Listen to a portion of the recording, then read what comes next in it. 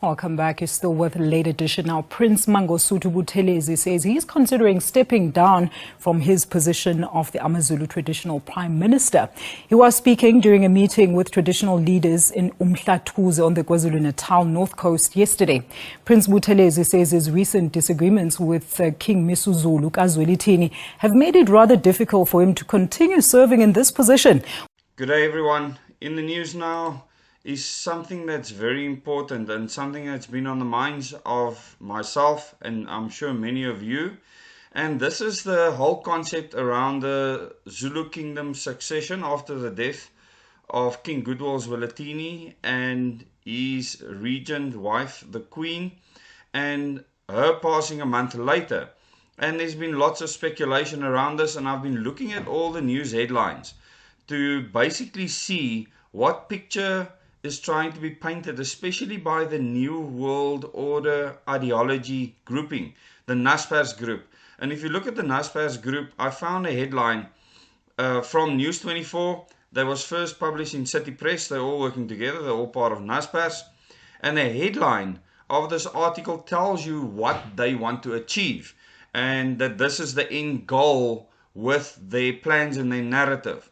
And as I've mentioned before in videos, especially the video on Johan Rupert giving instructions to Cyril Ramaphosa to get rid of Ace Magashule, and subsequently the resolutions that are against the ANC constitution to remove him outside of an elective conference, because he was elected in an elective conference and only an elective conference can remove him. So the headline for this article is Death of the Zulu Nation. So this is the mindset they want to put out there, is that the Zulu nation is dead and that it's dying. And this was the whole concept. I mean, the whole idea around the Ingonyama Trust, etc., which was established just before our constitution was signed, because King Zwelithini did not want to be a part of this failed system. He saw through it. He knew what it meant to be a part of this constitution. And I will do an article later where Thabo Mbeki is actually pushing the narrative for this masterpiece of a constitution. If he believes in what this constitution has not only done to the country, but to the mentality of the people of this country, how it's removed freedom from parents over children, etc., then he should be ashamed of himself. And he does not have the right to call himself a past president, a patriot, or anything like that. He's a traitor to the nation. And this headline reading, Death of the Zulu Nation, is treacherous. Because why do you want to put that idea into people's minds? Why? And I'll just read the sub-headline in the start of this article. I won't go into details. I'll put a link in the description below this video. It says, the death of the Queen just a few weeks after her husband passed away has left the Zulu nation stunned and wondering about succession plans. Now we all know this. Public speculation about palace intrigue continues among sections of the South African public following the death of Zulu nation's regent Queen Mantfombi Dlamini Zulu on Thursday. Now, think about what they're trying to put into people's minds. They are not trying to put into your mind that the Queen has died, or that there's accusations of poisoning, that there's accusations that some of the princesses has been involved in the poisoning. There's many accusations like that. And yes, the Queen's death is strange. So is the King's death. The narrative that they're putting out, the fact that they're saying death of the Zulu nation, is telling you their intent. And this is the best evidence. I always say, look at the evidence, to suggest that there is a strategic plan to disempower the Zulu nation of South Africa. And that the strategic plan is for one reason only. Because the Zulu nation, the king, and I don't know where the Queen stood on this, but the king himself was very outspoken against any of these New World Order plans, especially comprehensive sexuality education in schools. He made open public statements to support my wife, Lauren Evanthia, in these actions. And you can go to Lauren Evanthia, the YouTube channel, and you can go and watch all the videos there of the interviews that was done at the time with regards to comprehensive sexuality education and why this was an attack on the minds of your children. Something that most people don't care about, because when they dropped off at school, people just don't care. You know, someone else is taking care of my child. Go and look at our constitution, and you will also find that on Lauren Evanthia. The Bill of Rights as well as the Constitution. She covers it there, and she will continue doing the Constitution of the country. Go through that series of videos. If you care about your freedom and being a parent, if you're a parent and you have a child, by the time that child reaches the age of 12, you will have no rights over them. Think about this. This is serious under our current constitution.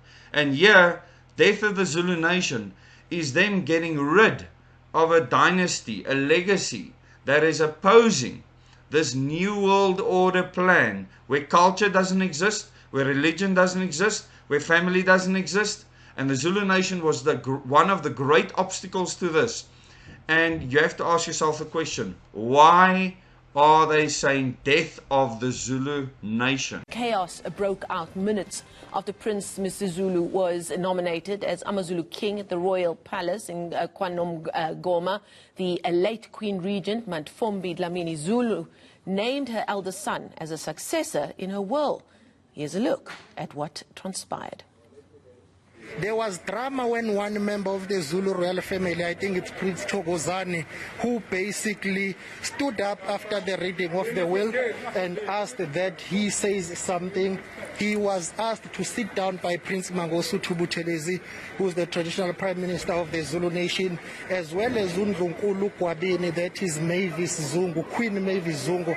Undlunkulu Kwabini is the king's surviving mother. She was married to the late king's father, that is King Bhegu Zulu. So what you see now is Prince Misuzulu's security.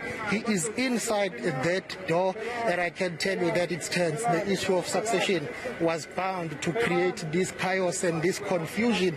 Kanyiso Mdlawula also doing all he could to ensure that everything is in order. As you see police officers moving in here, I can hear guns being taken out, and I can tell you that right now everything is just chaotic in and around here. As some family members, as it was clear that some family members were attempting basically to harass the Kanyi, so it's showing you, look at those high caliber rifles there.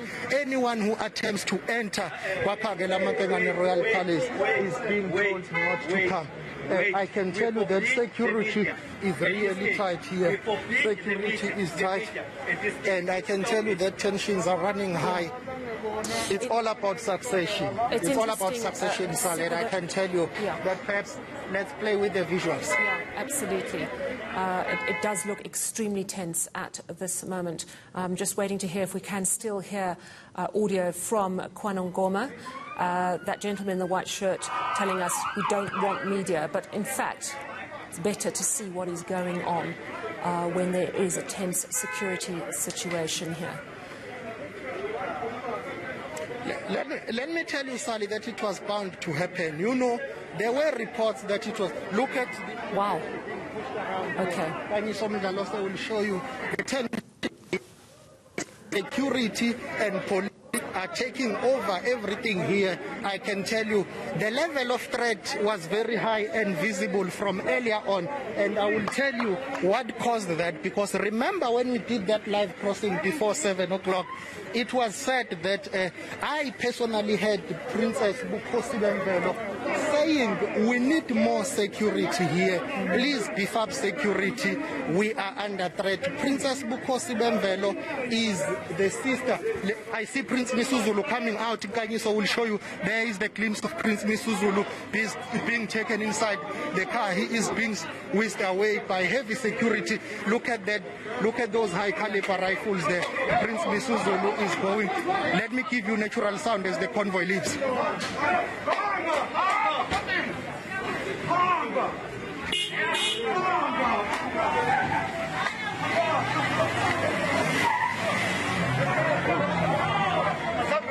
Death of the Zulu nation is them getting rid of a dynasty, a legacy that is opposing this new world order plan where culture doesn't exist, where religion doesn't exist, where family doesn't exist.